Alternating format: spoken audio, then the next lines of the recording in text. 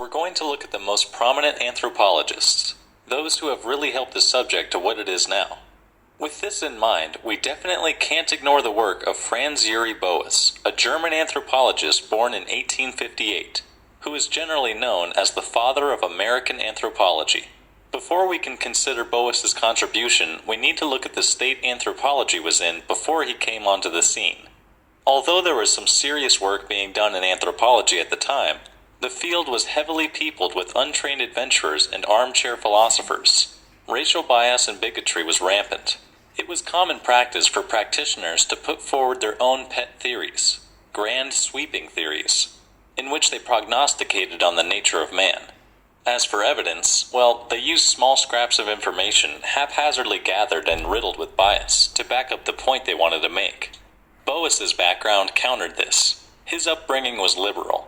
His parents held a disdain for dogma, religious or otherwise, which meant that Boas was free to question different beliefs unhindered. He was attracted to the natural sciences and would collect minerals and seashells. As he grew older, he did more rigorous studies and experiments, and at university he studied an eclectic mix of mathematics, physics, and geography. What put him on the anthropological track was a geographical expedition to the Arctic that he took in 1883. Fascinated by the people, their appearance, their language, their traditions, and way of life, he came home adamant to make anthropology his life work. This background was, I think it's fair to say, fundamental with regards to what Boas brought to the field, because he introduced methodology and scientific rigor into the discipline. Scientific method dictated that you could only formulate theories and conclusions after thorough and rigorous data collection and the examination of hard evidence. Accurate conclusions required careful observation, and even these could and should be critiqued and restudied, in case sloppiness or bias had skewed the results. One of Boas's main contributions to anthropological thought was his rejection of the evolutionary approach to culture. This approach assumed that all societies progress through certain technological and cultural stages, in hierarchical form, until they reach the peak, the zenith, which of course was the Western European culture.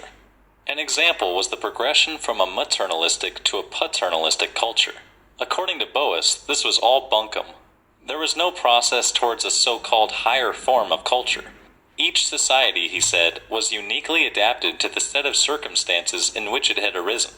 Each was the product of a unique and particular history.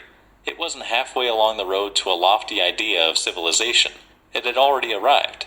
In this way, his ideas paralleled those of Charles Darwin, whose own conception of evolution was that change occurred in response to pressures and opportunities, and that the path of change could vary in a multitude of ways. For example, when Darwin surveyed the Galapagos, he did not deem the one variation of a species superior to another simply because it was larger or its markings more elaborate. Rather, he saw them all simply as unique adaptations to their own particular circumstances.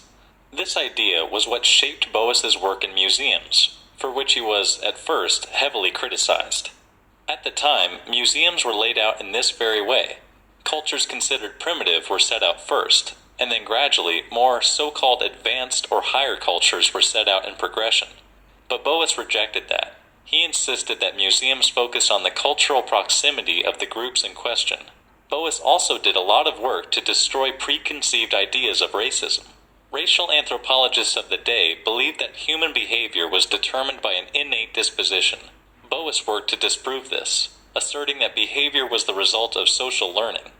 He also worked on physiological preconceptions. At the time, it was believed that head shape was a stable racial trait. Presumably, they were under the impression that Western Europeans naturally had larger brains and so were more intelligent. But Boas conducted a series of groundbreaking studies of skeletal anatomy, which knocked this idea on its head, concluding that cranial shape and size was highly malleable and depended on environmental factors such as health and nutrition. For Boas, the aim of anthropology was to understand how their experiences, their environment, their social learning led people to understand and interact with the world in different ways. And to do this, it was essential to gain complete understanding of the people's cultural practices. You couldn't just observe them from a distance through the eyes of your own culture. You needed to look at a whole range of things: its mythology and tribal lore, religion, social taboos, marriage customs, physical appearance, diet, handicrafts, means of obtaining food, and so on. To do this, anthropologists had no choice but to go on location, learn the language, and undertake an intense survey that cataloged all these different elements. As the burden of the task of studying culture grew, anthropology became divided into 4 distinct parts: human evolution, archaeology, language, and culture.